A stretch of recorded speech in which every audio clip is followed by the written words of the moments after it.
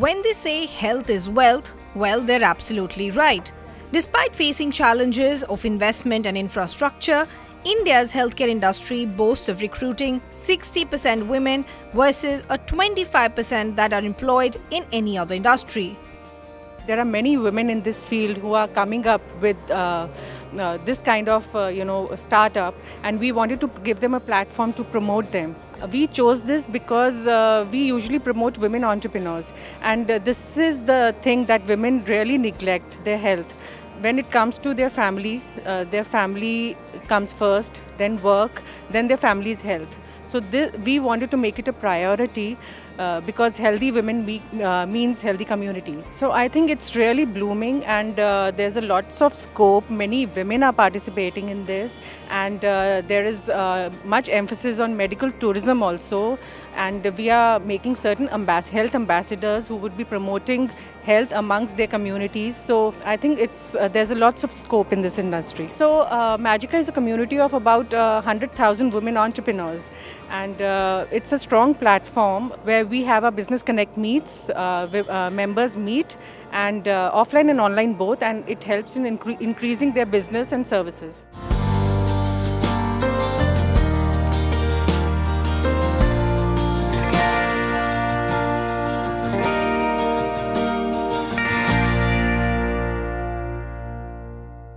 As regards to healthcare industry in our country, it is growing at a very fast stage. Seen that there is a lot of growth in all lifestyle disease, all other issues related to the health. Data says, WHO has given a data that most of the population, even young population, they are hypertension, diabetics, cancers. There is a growth in all these, disease sectors. Automatically, healthcare industry has to play an important role. Okay, so I get that. If you look at the investment that's coming in from the country, that's still at a minuscule level as compared to our foreign counterparts. If I give you some numbers, if you look at China, that pumps in about 6 times more than what India gets. If you look at the United States, that pumps in about 100 times over than what India is getting. Where is the gap coming for India then? In our country, we still have about 70% of population which lives in rural part. Anybody ever go to the rural area, just about 70 kilometers, just about 50 kilometers from Delhi, people literally suffer. They don't know who to access to. So in our country, just about 4% of the GDP is spent on healthcare. Absolutely. Versus 18% in US. So just look at the gap. But even it's about one doctor for every 1,000 patients in India. See that 2018 is an era of technology boom. We have IoT devices, we have artificial intelligence, we have cloud-based solutions.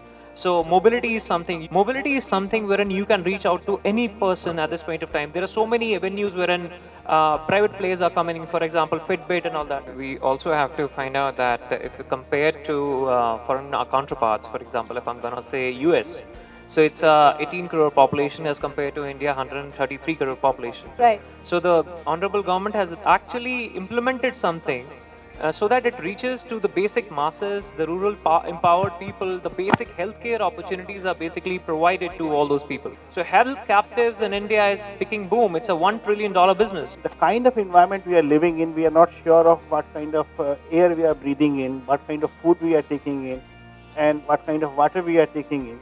So when inputs are not assured and quality is a level which is beyond our control, we need to worry about that.